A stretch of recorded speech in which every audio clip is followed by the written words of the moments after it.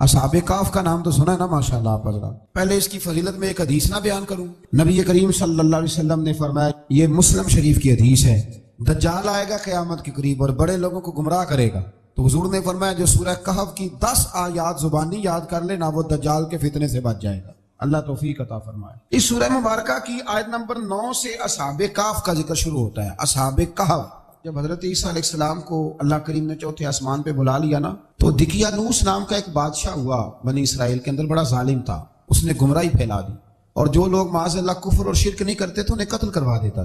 تو 7-8 نوجوان اپنا ایمان بچا کے بھاگے۔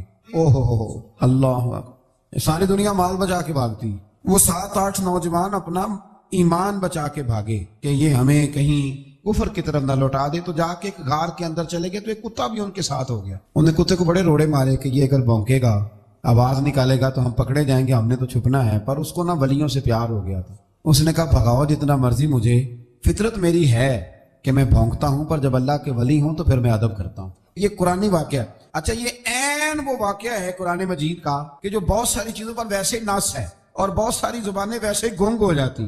تو وہ 6-7 لوگ تھے، وہ چلے گئے غار کے اندر، جا کے انہوں نے پناہ لے لی۔ بادشاہ کو پتہ چل گیا کہ غار کے اندر ہے۔ اچھا، اللہ کی قدرت جیسے داخل ہوئے انہیں نیند آ گئی، یہ سو گئے۔ اور قرآن مجید کہتا ہے، قرآن مجید کے یہ لفظ ہیں کہ کتا غار کے منہ پر بازو پھیلا کے بیٹھ گیا، گویا اپنے مالکوں کی خدمت کر رہا ہے۔ اب میاں صاحب کی ایک بات کر لیں درمیان میں، میاں صاحب فرماتے ہیں جنہ تنا وچ عشق نہ رچیا، کتے ہونا تھی چنگے، اور چلو مالک دے کر راکھی کر دے، صابر بھوکے ننگے۔ یہ دیکھو نا کہ اتنا تو ان کے اندر بھی کمال ہے، اپنے نا دونوں بازو پھیلا کے، کتا بھی غار پہ بیٹھ گیا، ان کو نیند آ گئی۔ بادشاہ نے پتہ کرایا کہاں بھاگ کے گئے، تو کہا وہ غار کے اندر ہے۔ بادشاہ کہنے لگا کہ ان کی سزا یہ ہے کہ ایک دیوار چن دو غار کے منہ میں، غار کو بند کر دو۔ جس بندے کی ڈیوٹی لگائی نا غار چننے کی، بندہ بڑا نیک تھا، اس کو دیوار بنانے کا ذمہ دیا، اس نے نا دیوار بھی بنائی اور ایک تختی پہ نا سب کے نام لکھے، اور وہ تختی ایک صندوق میں رکھ کے وہاں بند کر دی، اور اسی طرح کی ایک تختی اس کے نیچے لکھا کہ ایک تختی ان کے ناموں کی نا میں مال خزانہ میں بھی بند کر رہا ہوں۔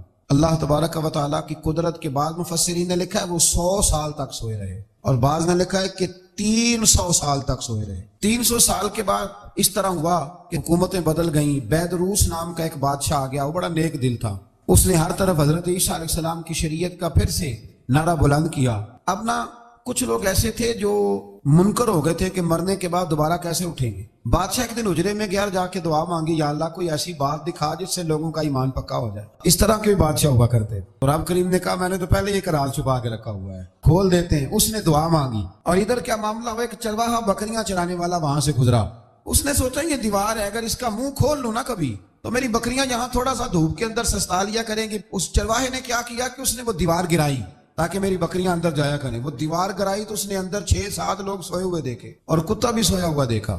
اللہ تبارک و تعالیٰ اپنی قدرت سے، اپنے فضل سے ان کی کروٹیں بھی بدلتا رہا۔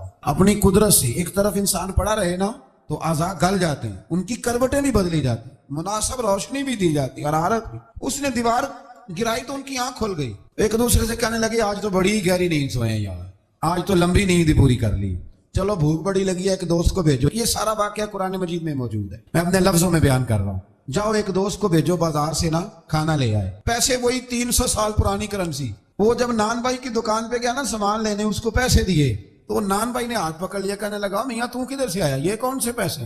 اس نے کہا پیسے کاہے کہ میں بھی سوچ رہا ہوں کہ حالات بدلے بدلے ہیں، سارے حضرت عیسیٰ کا کلمہ پڑھ رہے ہیں، ماحول اور ہے۔ اس نے کہا تیرے ہاتھ کوئی خزانہ لگ گیا، یہ تو ہم نام سنتے تھے کہ یہاں کوئی دقیانوس نام کا بادشاہ رہے، کوئی خزانہ، بتا کہاں سے لیے؟ شور ہوا، حاکم شہر تک خبر پہنچی، بادشاہ تک پہنچی۔ اس نے بتایا کہ بھائی ہم تو دقیانوس کے ڈر سے بھاگے ہیں، کل بھاگے ہیں یا آج سویرے، اتنا زیادہ ہمیں پتہ نہیں، کل یا آج سویرے بس نا اتنا سا ہمیں یاد ہے کہ ہم گئے تھے۔ بہرحال لوگ جمع ہو گئے، اکٹھے ہو گئے، غار تک پہنچے۔ اب جو غار کے اندر تھے وہ پتہ کہتے کہتے لگتا ہے ہمارا دوست پکڑا گیا ہے، پکڑا گیا ہے۔ تو بندے جمع ہو، وہ اندر ڈر رہے تھے، تسبیح کر رہے تھے، اللہ کو یاد کر رہے تھے۔ ادھر یہ پہنچ گیا جب ان لوگوں نے یہ جیتا جاگتا رب کے فضل کا نمونہ دیکھا، اور بادشاہ نے کہا کہ یہ کیا ہے؟ صندوق کھولا تو اس کے اندر وہ تختی لکھی تھی کہ یہ ان کے نام ہے، یہ دقیانوس سے ڈر کے بھاگے ہوئے ہیں، یہاں یہ سو رہے ہیں، اور اسی کی ایک تختی میں نے فلاں جگہ بھی دفن کیا، وہ تختی بھی وہاں سے نکل آئی۔ اب سب لوگوں کی آنکھوں میں آنسو آئے، اور سب کہنے لگے لا الہ الا اللہ، لا الہ الا اللہ، لا الہ الا، سب کہنے لگے ان اللہ علی کل شیء قدیر۔ جب ان کی بات پوری ہو گئی، لوگوں کے ایمان پختہ ہو گئے، اصحاب کہف کہنے لگے کہ ہمیں اب اجازت ہے، ہم پھر دوبارہ غار میں جاتے ہیں۔ وہ غار میں گئے تو رب نے پھر انہیں موت عطا فرمائی، نیند عطا فرمائی، تحفہ دیا۔ بادشاہ نے پھر اس کے آگے دیوار بنائی اور وہاں بادشاہ نے ایک مسجد تعمیر کرا دی، لوگ زیارت کرنے جاتے۔ یہ اصحاب کہف کا ذکر ہے۔ اب یہاں ہمارے مفسرین نے لکھا ہے کہ وہ جو کتا تھا نا وہ بھی ساتھ ہی تھا۔ اللہ قیامت والے دن اسے انسانی، یا تو انسانی شکل ملے گی، یا جیسے رب کا فضل ہوگا رب کریم اسے بھی جنت عطا فرمائے گا۔ اس نے تبلیغ کی، دین کی، اس نے کیا کیا؟ تبلیغ کی، نمازیں پڑھی، روزے رکھے، حج کیا، 10 ہوتے صحیح اس کیتا کی۔ اسی آخیے نا خدا کے فضل سے ہم پر ہے سایہ غوث اعظم کا، ہمیں دونوں جہاں میں ہے سہارا غوث اعظم کا۔ لوگ پریشان ہو جاتے ہیں، کہتے ہیں کس طرح کی بات کرتے ہو؟ تو میں نے کہا اصل میں تیرا عقیدہ کچا ہے۔ وہاں تو کتا چلا جائے ولی کے پاس تو رب اسے جنت دے دیتا ہے، تو جیگتا جاتا مومن جائے تو اللہ کیوں فضل نہیں فرماتا؟ اس سے آگے نا پھر آیت نمبر 32 ہے، اس میں اللہ تبارک و تعالیٰ نے 2 لوگوں کا واقعہ بیان کیا ہے۔ فرمایا ایک شخص کے انگوروں کے باغات تھے اور چاروں طرف سے انہیں کھجوروں کے درختوں نے گھیر رکھا تھا اور درمیان میں کھیتی بھی تھی اور بیچ میں دریا بھی بہہ رہا تھا، اور ان باغات میں بہت عمدہ فصل دی۔ ایک دن یہ شخص اپنے ساتھی سے کہنے لگا میرا مال اور افرادی قوت تم سے زیادہ ہے، مجھے یقین ہے کہ یہ باغ کبھی برباد نہیں ہوگا۔ اول تو مجھے قیامت کا یقین ہی نہیں معاذ اللہ، لیکن اگر قیامت آئی تو مجھے وہاں سے بھی بہتر مال ملے گا۔ اس کے دوسرے ساتھی نے کہا تو اپنی اصل کو بھول گیا ہے اور تو نے اپنے خالق کی ناشکری کی جو کہ وحدہ لا شریک ہے۔ اگر تم نے باغ میں داخل ہوتے وقت ماشاءاللہ لا قوت الا باللہ کہہ دیا ہوتا تو یہ تمہارے حق میں بہتر ہوتا۔ اگرچہ مال اور اولاد میں تم سے کم ہوں، لیکن میرا ایمان یہ ہے کہ اللہ تعالیٰ مجھے اس سے بہتر نعمت عطا کرے گا، اور آسمان سے کوئی آفت آئی اور تمہارا باغ تباہ و برباد ہو جائے گا، یا اگر اس کا پانی زمین میں دھس گیا تو پھر تم اسے تلاش نہ کر پاؤ گے۔ بالآخر اس شخص کا باغ برباد ہو گیا۔ وہ جو کہتا تھا نا مجھے یقین نہیں قیامت نہیں آئے گی، اس کا باغ ہی، اور وہ کفِ افسوس ملتے ہوئے کہنے لگا کاش میں نے شرک نہ کیا ہوتا، لیکن پھر اس کا کوئی نہ مددگار تھا اور نہ حمایتی۔ آیت نمبر 45 میں اللہ تعالیٰ نے دنیا کی زندگی کی ناپائیداری کو ایک مثال سے بیان فرمایا کہ آسمان سے بارش نازل ہوئی، گھنا سبزہ نکلا، پھر وہ سوکھ کر چورا چورا ہو گیا، جسے ہوا اڑا کے لے گئی۔ مال اور بیٹے تو محض جیتی دنیا کا سنگار ہے، جب تک تم زندہ ہو تب تک مال بھی ہیں اور بیٹے بھی ہیں۔ والباقیات الصالحات، اگر کچھ ہے باقی رہے گی تو تمہارے اچھے اعمال باقی رہیں گے، اور اگر اولاد نیک ہوئی تو وہ بھی باقیات الصالحات میں شامل ہو جائے گی۔ آیت نمبر 47 سے فرمایا کہ قیامت کے دن تمام روئے زمین پر ایک کھلے میدان کی صورت میں ہوگا، سب لوگ صف باندھے رب کے حضور اکیلے حاضر ہوں گے اور اپنے اعمال ناموں کو دیکھ کر خوف زدہ ہوں گے، کہیں گے ہائے افسوس اس اعمال نامے کو کیا ہوا، اس نے نہ کوئی صغیرہ گناہ چھوڑا نہ کبیرہ، مگر سب کو شمار کیا۔ آیت نمبر 50 میں حضرت آدم علیہ السلام کو فرشتوں کے سجدہ، ابلیس کی نافرمانی اور شیطان اور اس کی ذریت کے انسان کے دشمن ہونے کا بیان۔ آگے پھر ذکر شروع ہو جاتا ہے حضرت موسیٰ علیہ السلام اور حضرت خضر علیہ السلام کا۔ یہ لفظ خضر بھی ہے اور خضر بھی ہے، یہ 2-3 طریقوں سے پڑھا جاتا ہے۔ حضرت خضر کے بارے میں مختلف روایات ہیں کہ یہ ولی ہیں کہ نبی ہیں، لیکن مضبوط رائے اکثر بزرگوں کی یہی ہے کہ یہ بھی اللہ کے نبی ہیں، اور بعض نے لکھا ہے یہ ہمیشہ سے زندہ ہیں۔ یہ 2 اللہ کے نبی حضرت الیاس علیہ السلام اور حضرت خضر علیہ السلام، یہ دونوں ہر سال حج میں بھی جاتے ہیں، کیونکہ ایک روایت ملتی ہے کہ محبوب کریم علیہ السلام حج پہ گئے تو فرمایا میں الیاس اور خضر کو پہاڑوں سے اترتے ہوئے دیکھ رہا ہوں۔ تو جن کو اللہ نے کھلی آنکھیں دی ہوتی ہیں پھر انہیں زیارت بھی ہوتی ہے، انہیں یہ نظر بھی آتے ہیں۔ حضرت خضر علیہ السلام کو اللہ نے علم لدنی عطا فرمایا۔ یہ علم لدنی اللہ جس کو اپنے پاس سے عطا کر دے اس کو علم لدنی کہتے ہیں۔ حضرت موسیٰ علیہ السلام ایک دن تقریر کرتے ہوئے کسی نے پوچھا کہ آپ سب سے بڑے عالم ہیں، فرمایا الحمدللہ۔ تو اللہ کریم نے فرمایا نہیں ہے موسیٰ کلیم آپ سے بڑے بڑے بھی ہیں، ہمارے یہاں مسئلہ ہے پا نہ پڑی، اور لوگ مناظرہ کرنے آتے ہیں۔ کئی دفعہ لوگ نا مسئلہ بتاتے ہیں تو میں کہتا ہوں جناب آپ نے بتا دیا کہ اب آپ نے حکم کرنا ہے۔ کبھی کبھی کچھ لوگ ایسی باتیں کرتے ہیں وہ جی آپ ایک بندے کا نام لیتے ہیں ذکر کرتے ہیں، تو میں نے کہا چلو ہم نے بھی کہیں کچھ پڑھا ہی ہوگا نا تبھی تو ذکر کرتے ہیں، لیکن جو آتے ہیں نا لوگ وہ مشورہ تمہارے دور میں ہے ہی نہیں، جس نے جو لائن پڑھ لیا ہے وہ اس میں پکا ہو گیا، سارا نہیں نہ پڑھا، سارا پڑھے پھر بات سمجھ میں آتی ہے۔ حضرت موسیٰ کلیم اللہ کے نبی ہیں اور کیا بات ہے ان کی، اور یہ بھی اللہ کا فضل ہوا حضرت موسیٰ نے یہ بات کی تبھی تو ہمیں اتنی شاندار حکمتوں کے پھول ملے، یہ بھی حضرت موسیٰ کا ہی کمال ہے۔ تو حضرت موسیٰ نے کہا کہ اے اللہ وہ جو مجھ سے بڑا ہے عالم ہے وہ کہاں ملے گا جس سے میں حکمت کی بات سیکھوں؟ تو فرمایا جہاں مجمع البحرین ہے نا 2 دریا ملتے ہیں وہاں وہ ملے گا۔ حضرت موسیٰ کلیم سے اللہ نے فرمایا کہ جاؤ جہاں 2 دریا ملیں گے نا وہاں تمہیں وہ شخص ملے گا۔ تو یا اللہ میں کس طرح؟ فرمایا زادرہ ساتھ لے جاؤ، کھانے پینے کا سامان۔ حضرت موسیٰ کلیم لے گئے، مچھلی بھی لے گئے۔ فرمایا یہ مچھلی جہاں تمہارے برتن سے نکل کے دریا میں داخل ہو، وہاں دریا میں شگاف پڑ جائے گا، وہاں وہ تمہیں شخص ملے گا۔ حضرت موسیٰ نے اپنے خادم حضرت یوشع بن نون علیہ السلام کو بھی ساتھ لیا۔ یہ بعد میں حضرت موسیٰ علیہ السلام کے جانشین ہوئے۔ یہ دونوں سفر پہ نکل گئے، ایک جگہ پہ پہنچے جہاں پہاڑ تھا، ساتھ دریا بھی تھا، اس کے نیچے آرام کرنے لگے۔ حضرت موسیٰ کلیم سو گئے تو یوشع بن نون علیہ السلام موجود تھے۔ مچھلی جھٹ سے نکلی، دریا میں داخل ہو گئی، وہاں راستہ بھی بن گیا۔ اب اٹھے حضرت موسیٰ کلیم، جب اٹھے تو فرمایا چلو چلیں۔ تھوڑا آگے جا کے فرمایا بھوک لگ رہی ہے، کھانا تو نکالو۔ انہیں یاد آیا، کہنے لگے حضور مچھلی تو دریا میں چلی گئی تھی۔ فرمایا تو نے بتایا ہی نہیں، وہی تو ہماری منزل تھی جہاں مچھلی دریا میں گئی۔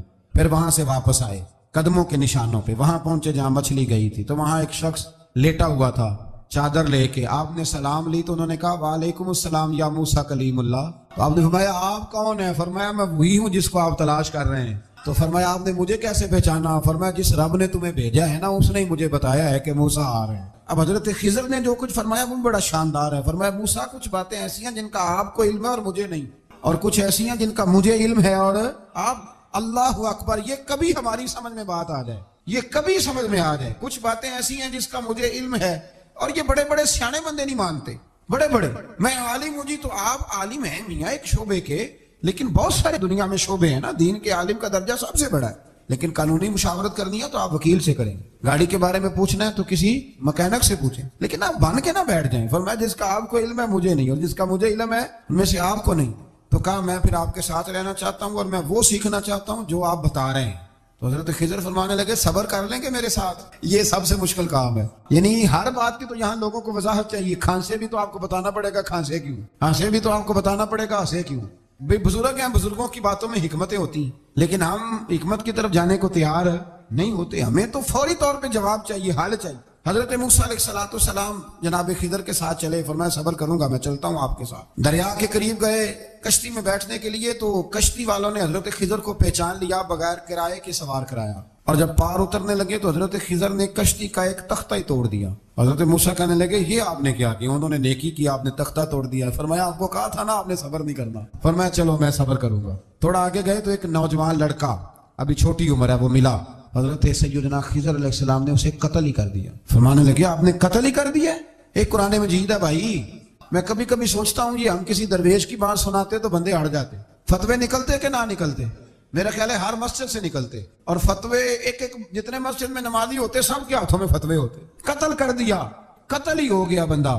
تو حضرت سیدنا موسیٰ علیہ السلام فرمانے لگے آپ نے قتل ہی کر دیا۔ فرمایا میں نے کہا تھا نا آپ نے صبر نہیں کرنا۔ آپ فرمانے لگے چلو اگر اب میں بولا نا تو بے شک آپ مجھے علیحدہ کر دیجیے گا۔ حضرت موسیٰ کلیم اب بولا تو علیحدہ کر دے۔ ایک بستی میں داخل ہوئے، بستی کے لوگوں سے پانی مانگا تو انہوں نے پانی بھی نہ دیا، آرام کرنے کو جگہ بھی نہ دی، پر وہاں ایک دیوار گر رہی تھی، حضرت خضر علیہ السلام نے سیدھی کرنی شروع کر دی، ساری دیوار بنائی۔ تو حضرت موسیٰ کہنے لگے کن لوگوں کی خدمت کر رہے ہو جنہوں نے پانی بھی نہیں دیا، جنہوں نے پانی تک نہیں پوچھا؟ فرمانے لگے بس بھیا آپ نے وعدہ کیا تھا کہ اب بولیں گے تو بے شک علیحدہ کر دینا، آپ بولیں اب آپ کا اور میرا ساتھ زیادہ نہیں چل سکتا، آپ بولیں۔ جو بول پڑے نا غلامی کرے تو رستے لمبے چلتے ہیں، اور جو بولے نا جس کو وضاحتیں چاہیے ہو وہ غلام نہیں ہوتا، اس کے ساتھ پھر باتیں لمبی۔ ہاں تو آنکھ بند کر کے چل، ہاں آزم جاتے لائیے ہی نہ تجھے لائیے تھے، پھر آنکھ بند کر کے پیچھے چل کے بات ختم ہو گئی۔ حضرت خضر علیہ السلام نے جب کہا نا کہ اب آپ کا وعدہ ختم ہو گیا، فرمایا میں آپ کو جانے سے پہلے حکمت بتاتا ہوں، یہ وہ علم ہے جو اللہ نے مجھے اپنے پاس سے عطا فرمایا ہے، یہ وہ ہے جو علم لدنی ہے۔ کہا جناب کیا مطلب؟ فرمایا وہ جو میں نے تختہ توڑا تھا نا، تو یہ مسکین بچے ہیں جن کی کشتی تھی، تو دریا کے اس پار بادشاہ کھڑا تھا، وہ جو صحیح صحیح کشتیاں ہوتی تھی قبضے کر لیتا تھا، اور جو تھوڑی سی ٹوٹی پھوٹی ہوتی تھی نا وہ چھوڑ دیا کرتا تھا، تو میں نے تھوڑی سی کشتی ان کی اس لیے توڑ دی ہے تاکہ دیکھے گا تو چھوڑ دے گا، اس لیے میں نے بھلا کیا ہے۔ اور فرمایا وہ جو بچہ میں نے قتل کیا نا وہ شروع سے ہی کفر کا دل دادا تھا، اس کے ماں باپ نیک تھے، اگر بڑا ہوتا جوان ہوتا تو ہو سکتا ہے ماں باپ کو بھی کفر میں مبتلا کر دے، اب اس کے بدلے اللہ انہیں صالح بیٹا عطا فرمائے گا، تو یہ بھی میں نے اللہ کے دیے ہوئے علم سے کیا۔ اور فرمایا یہ جو دیوار میں نے نبی ہو کے یا ولی ہو کے مزدوری کر کے دیوار بنائی ہے نا، اللہ اکبر، فرمایا یہ دیوار عام لوگوں کی نہیں، یہ یتیم بچوں کا خزانہ ہے دیوار کے نیچے، یہ گر جاتی تو خزانہ ظاہر ہو جاتا، اور بچائی اس لیے ہے کہ وَكَانَ أَبُوهُمَا صَالِحًا، ان بچوں کا باپ نیک آدمی تھا، ان کا باپ قاضی ثناء اللہ صاحب پانی پتی فرماتے ہیں ڈائریکٹ باپ نہیں تھا، 7ویں نسل میں جا کے باپ بنتا تھا۔ سن لیں یہ بھی بات، ایک بندہ نیک ہو تو اس کی 7 نسلوں تک رب خزانوں کی بھی حفاظت فرماتا ہے۔ اب آپ اندازہ فرمائیں کہ بات کتنی دور تک جاتی ہے۔ بزرگوں کی باتوں میں نا حکمتیں ہوتی ہیں، دانائیاں ہوتی ہیں۔ یہ طریقت کے جو لوگ ہوتے ہیں انہیں سبق یہ دیا جاتا ہے کہ آمنا و صدقنا، ماننا ہے اور تصدیق کرنی۔ ہمارا معاملہ یہ ہے کہ یہاں وضاحت دینی پڑتی، وہ جی وہاں کیا ہوا تھا، وہ جو گاڑی آپ کے پاس ہے تو وہ کہاں سے آئی، تو وہ جو کل آپ نیا جوڑا پہن کے آئے تھے تو وہ کدھر سے آیا۔ تو جو لوگ وضاحتیں مانگتے ہیں وہ اپنے نہیں ہوتے، ان کا غلامی کا رشتہ نہیں ہوتا۔ حبیب اور ہوتا ہے، شریک اور ہوتا ہے۔ شریک وضاحتیں مانگتے ہیں، حبیب محبت کرتے ہیں۔ ہمارا آج سب سے بڑا المیہ یہ ہے، سب سے بڑا، کہ ہم کسی حکمت کے تحت کوئی بندہ اگر کوئی کام کر رہا ہے تو مجبوری ہے کہ ہمیں وہ حکمت بتائی جائے۔ ایسا نہ کریں۔ یہ طریقہ حضرت غوث اعظم رضی اللہ تعالیٰ عنہ، حضور غوث پاک رضی اللہ تعالیٰ عنہ کو ایک شخص ملنے آ گیا۔ ملا علی قاری نے لکھا ہے، آپ کے ایک مرید نے کہا چل میرے پیر سے ملنے۔ کہنے لگا میں نہیں جاتا ملنے کسی پیر شیر سے۔ کہا نہیں آؤ تو صحیح۔ وہ آیا نا تو اس نے دیکھا کہ 50 گھوڑے عربی نسل کے کھڑے ہیں غوث پاک کے دروازے، موٹے تازے چوڑے عربی نسل کے گھوڑے۔ اس کے ذہن میں خیال آیا، کہنے لگا یار سواری کے لیے اگر رکھے ہیں تو ایک بھی کافی تھا، 50 کی کیا ضرورت تھی؟ اللہ اکبر۔ اب واقعی 50 کھڑے تھے، مرید کے پاس جواب ہی کوئی نہیں تھا۔ کہنے لگا یار پتا مجھے بھی کوئی نہیں، لیکن حضرت صاحب نے رکھے ہیں تو حکمت ضرور کوئی ہوگی۔ اللہ اکبر۔ وہ چلے گئے واپس۔ وہ روز تنقید کرتا، کیسا تیرا پیر ہے 50 گھوڑے رکھے ہوئے، کیسے تیرا پیر ہے 50 گھوڑے رکھے ہوئے۔ کچھ دن گزرے تو ملا علی قاری کہتے ہیں وہ اعتراض کرنے والے کے پیٹ میں کوئی تکلیف ہوئی، بغداد کے سب سے بڑے طبیب کے پاس گیا۔ اس نے کہا تیرا تو جگر تباہ ہو گیا ہے، عربی نسل کا ایک گھوڑا چاہیے، اس کو ذبح کریں گے، اس کا جگر نکالیں گے، اس کی دوائی بنا کے تجھے کھلائیں گے اور 50 گھوڑے ہوں گے تو بچے گا۔ اب پریشان ہو گیا، کہنے لگا گھوڑے ہیں تو صحیح، پر جو میں حال کر رہا ہوں گا گھوڑے تو نہیں ملیں گے، میرا تو جوتوں والا کام ہے، وہ شاید مل جائیں۔ لیکن جب انسان مرنے لگتا ہے تو پھر اس کو ڈوبتے کو تنکے کا سہارا۔ اپنے دوست کے پاس گیا، کہنے لگا چل تیرے پیر کے پاس چلیں۔ اس نے کہا تجھے نہیں لے کے جانا، تو تنقید کرتا ہے۔ کہتا ہے ایک دفعہ چاہیے کیا؟ کہا گھوڑے۔ کہنے لگا تیرے لیے رکھے ہیں کوئی، جا دوڑ جا، میرے حضرت صاحب کی ضرورت کیا ہے؟ لیکن جب غوث اعظم کی خانقاہ میں داخل ہوئے نا تو حضور غوث اعظم اٹھ کے ملے، اللہ والے دلوں میں باتیں نہیں رکھتے، ماتھا چوما اور فرمانے لگے میاں تو ایک دن نا میری گلی سے گزر رہا تھا تو میری تیرے اوپر نظر پڑی، تو مجھے نظر آیا تو بیمار ہوگا اور تیرا علاج عربی نسل کے 50 گھوڑوں کی وجہ سے ہوگا، تو میں نے تیرے لیے لا کے کھڑے کیے ہوئے ہیں، تیرے لیے ہی کھڑے کیے ہیں۔ تو نا گھر بھی لے جانے کی ضرورت نہیں، چارہ بھی میرے مرید ہی ڈال دیا کریں گے۔ تو اس طرح کرنا، روز آنا ایک گھوڑا لے جانا، پھر اگلے دن آنا تو دوسرا۔ وہ خدا کے بندے تیرے لیے رکھے تھے، تو تنقید کر رہا ہے۔ اللہ کے بندے پردہ پوش ہوتے ہیں، ہاں شرط یہ ہے کہ وہ بندہ صالح ہو، دیندار ہو، وہ والا پیر نہ ہو جو نماز بھی نہ پڑھے اور گھوڑے 15 رکھے ہوئے ہوں اس نے، وہ والا معاملہ نہ ہو۔ تو میرے عزیز یہ یاد رکھیں کہ اللہ تبارک و تعالیٰ کا بندہ جب آپ کا روحانی علاج کرتا ہے نا، روحانی علاج سے مطلب جادو ٹونے کا علاج نہیں، روحانی علاج وہ ہوتا ہے کہ میرے گناہوں کا علاج ہوتا ہے، حسد بغض کینہ عداوت یہ نکل جائے۔ تو وہ کچھ ایسے نسخے بتاتا ہے جو سمجھ میں مرید کی نہیں آتے، لیکن وہ ضروری ہوتے ہیں۔ انہی نسخوں کو استعمال کرنے سے انسان کا فائدہ ہوتا ہے۔ جی کرنے والے لوگ ہمیشہ کامیاب رہتے ہیں، وہ ماں باپ کے آگے کریں، استاد کے آگے کریں، شیخ کے آگے کریں۔ اور جن کو وضاحتوں کی ضرورت ہوتی ہے، ہاں ایک شرعی بات ضرور ہے، وہ ضرور سن لیں۔ اگر آپ کو کہیں کچھ شرعی قباحت نظر آئے، قرآن و سنت سے ٹکراتی ہو، تو وہ آپ پر فرض ہے آپ اپنے مرشد سے پوچھیں۔ کتنی بڑی بات کر رہا ہوں، یعنی جو چیز قرآن و سنت سے ٹکرا رہی ہو اس کی وضاحت طلب کرنا ضروری ہوتا ہے، اور جو دین سے نہ ٹکرائے اس پر آپ وضاحتیں پوچھتے ہیں تو پھر اس کا مطلب ہے کہ آپ علاج کرانے میں سنجیدہ نہیں ہیں۔ اللہ تعالیٰ قرآن مجید کو سمجھنے کی توفیق۔ اللہ تعالیٰ نے قرآن مجید میں ارشاد فرمایا ہے کہ واللہ یحب المطہرین، فرمایا اللہ تبارک و تعالیٰ پاک صاف رہنے والوں کو پسند فرماتا ہے۔ اللہ تعالیٰ محبت کرتا ہے ان لوگوں سے جو پاک صاف رہتے ہیں، جو طہارت میں رہتے ہیں۔ نبی پاک صلی اللہ تعالیٰ علیہ وسلم ارشاد فرماتے ہیں، ترمذی شریف کتاب الادب میں حدیث موجود ہے، فرمایا اللہ تعالیٰ خود ہر عیب سے پاک ہے اور اللہ تعالیٰ بہترین چیزوں کو پسند کرتا ہے۔ حضور فرماتے ہیں وہ پاک صاف ہے اور صفائی کو پسند کرتا ہے۔ اللہ کریم ہے اور کرم کو پسند کرتا ہے۔ اللہ سخی ہے اور سخاوت کو پسند کرتا ہے۔ یہ صفائی ہے، ستھرائی ہے معاشرے کے اندر، سوسائٹی کے اندر، اس کی جو عادت ہے یہ اسلام کا ایک محبوب ترین عمل ہے۔ نبی پاک صلی اللہ تعالیٰ علیہ وسلم نے صفائی کو نصف ایمان قرار دیا ہے۔ صفائی کا ماحول بنانا، صفائی کی عادت ڈالنا، صاف ستھرا رہنے کو پسند کرنا، یہ مسلمان کا شیوا ہے۔ مسلمان اپنی طبیعت کے لحاظ سے، اپنے مذہب کے لحاظ سے اور اپنے عقیدے کے لحاظ سے نفاست پسند ہوتا ہے۔ اس کے مزاج میں یہ بات شامل ہوتی ہے کہ کسی قسم کی کوئی بھی ناپاکی اور کسی قسم کی کوئی بھی نجس چیز اسے محبوب ہی نہیں ہوتی، وہ اچھا ہی نہیں جانتا۔ ہم یہ دیکھتے ہیں کہ ہماری سوسائٹی کے اندر، معاشرے کے اندر بہت زیادہ اس بات کی ضرورت ہے کہ صفائی کی طرف، ستھرائی کی طرف، نفاست کی طرف، طہارت کی طرف توجہ دی جائے، آنے والی نسل کو صاف ستھرے ماحول سے آگاہ کیا جائے اور انہیں شعوری طور پر یہ چیزیں سمجھائی جائیں کہ جو صفائی ہے نا وہ ہمارے فقط سوسائٹی کا یا ہماری صحت کا یا ہمارے معاشرے کا نہیں بلکہ ہمارے دین کا بہت بڑا حصہ ہے۔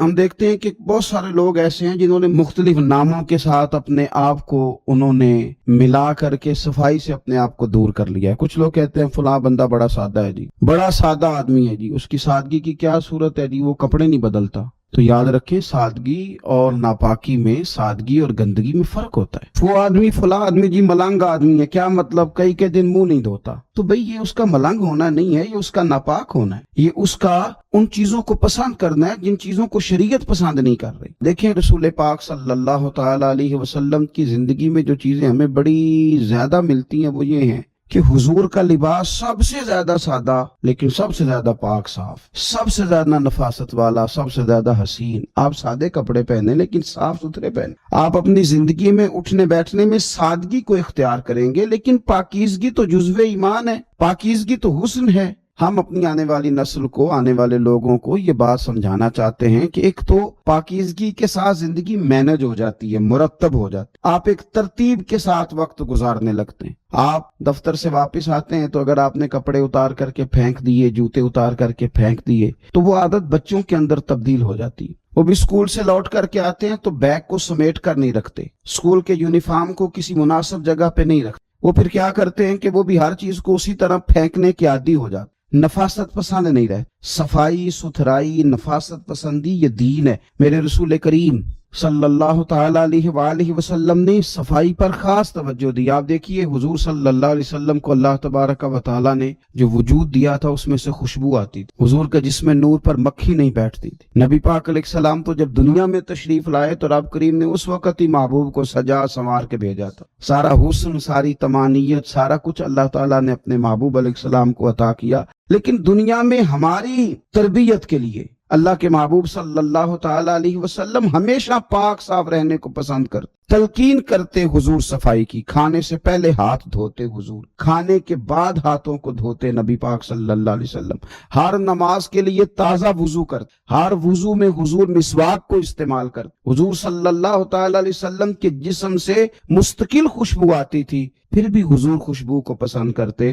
نبی پاک علیہ الصلوۃ والسلام کنگھا کرتے، رسول پاک صلی اللہ علیہ وسلم سر پر تیل لگاتے۔ نبی پاک صلی اللہ تعالی علیہ وآلہ وسلم نے تو اس وقت بھی، اس وقت حضور کے وصال ظاہری کا وقت تھا، اس وقت بھی حضور نے مسواک کو پسند فرمایا۔ نبی پاک صلی اللہ تعالی علیہ وآلہ وسلم کی طبیعت پر محسوس ہوتا تھا کہ کسی شخص کی جو کپڑوں پر تھوڑا میل کچیل ہے یا اس کی طبیعت پر کوئی ایسی چیز ہے تو حضور اس کو ناپسند کرتے۔ اگر کسی کا لباس حضور میلا دیکھتے نا، کبھی لباس میلا دیکھتے تو مسند امام احمد بن حنبل میں موجود ہے، حضور فرماتے کیا اس کے پاس کوئی ایسی چیز نہیں تھی جس سے یہ اپنے کپڑوں کو دھو لیتا؟ کیا ایسا نہیں تھا یہ اپنے آپ کو صاف کر لیتا؟ تو نفاست پسند ہونا، طہارت کو پسند کرنا، صاف ستھرا لباس زیب تن کرنا، اچھے طریقوں کے ساتھ اپنے وقت کو گزارنا اور صفائی کو محبوب رکھنا، یعنی شوق پیدا کرنا۔ ہمارے بہت سارے لوگ ایسے ہیں کہ وہ صفائی قانون سمجھ کے تو کسی وقت کر لیتے ہیں لیکن اپنی طبیعت کا حصہ نہیں بناتے۔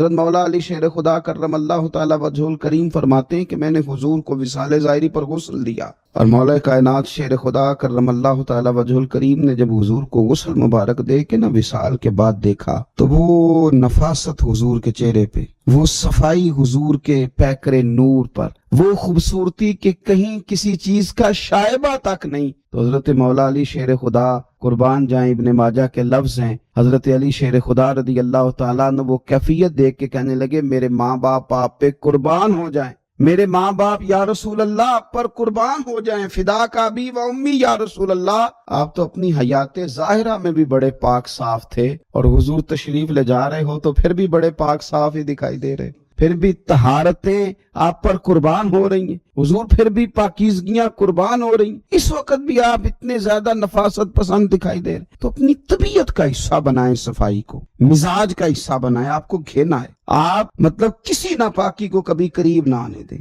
صفائی ستھرائی، اپنے ماحول کے اندر حسن، اپنے ماحول کے اندر وقار، اس چیز کو اپنی طبیعت کے اندر لاگو کریں۔ نبی پاک صلی اللہ تعالی علیہ وسلم نے نا ہماری جو ضرورت کی چیزیں ہیں ان پر خاص ہماری توجہ حضور صلی اللہ تعالی علیہ وسلم نے ہمیں دی۔ جس طرح کے حضور نے دانتوں کی صفائی پر ہمیں خاص طور پر توجہ دلائی۔ حضور صلی اللہ تعالی علیہ وسلم نے ارشاد فرمایا یہ جو مسواک ہے نا یہ منہ کو صاف اور پاک کرتا ہے۔ تم جب مسواک کرتے ہو تو مسواک تمہارے منہ کو پاک اور صاف کر دیتی ہے، اور حضور فرماتے ہیں کہ مسواک منہ پاک اور صاف کرے گی اور اس سے تمہارا رب بھی راضی ہو جائے گا، یعنی مسواک کرنے سے اللہ راضی ہو جائے گا۔ آپ کے منہ کی وہ جو طہارت ہے، جس سے آپ نے قرآن مجید پڑھنا ہے، جس سے آپ نے رب کا ذکر کرنا ہے، جس سے آپ نے حضور کی بارگاہ میں درود و سلام عرض کرنا ہے، جب وہ منہ پاک ہو، آپ نے مسواک کی ہو تو اس مسواک کرنے پہ اللہ راضی ہو جاتا ہے۔ آپ اپنے منہ کی صفائی کا خیال کریں۔ دیکھیں نبی پاک صلی اللہ تعالی علیہ وآلہ وسلم نے نا ایک موقع پہ ارشاد فرمایا کہ جو آدمی بال رکھے نا، زلفیں رکھے، وہ اپنے بالوں کی تعظیم بھی کرے۔ جو بندہ زلفیں رکھے، آپ کو پتہ ہے سنت ہے نا زلفوں کا رکھ لینا، آدھے کان تک یا پورے کان تک یا کندھوں تک، اور زلفیں سمجھ کے، کسی جدید دور کا فیشن سمجھ کے نہیں۔ حضور نے فرمایا جو آدمی زلفیں رکھے، بال رکھے تو اپنے بالوں کی تعظیم بھی کرے۔ یا رسول اللہ بالوں کی تعظیم کرے، بالوں کی عزت کرے، بالوں کی تعظیم کرے، وہ کیا ہے؟ حضور صلی اللہ تعالی علیہ وسلم فرمانے لگے پھر اس طرح کرے کہ ہر روز ان میں تیل بھی لگائے اور ہر روز انہیں کنگھی بھی کرے، پھر ان کی تعظیم کرے، پھر ان کی عزت کرے، پھر ان کو سجا کے رکھے، پھر ان کو سنوار کے رکھے۔ میں نے اپنے بزرگوں سے ایک بات سنی، ایک شخص نے بس الجھے ہوئے اس کے بال تھے، الجھا ہوا اس کا امامہ تھا، اور کپڑے مطلب اس نے پہنے تو ہوئے تھے لیکن انداز نفاست پسند نہیں تھا۔ انہوں نے ایک جملہ بڑا خوبصورت کہا، کہنے لگے یہ امامہ، یہ زلفیں، یہ حضور کی سنت ہے، اس طرح ادا کرو کہ یہ اچھی لگے، ان میں نفاست لاؤ۔ جو حضور صلی اللہ تعالی علیہ وآلہ وسلم نے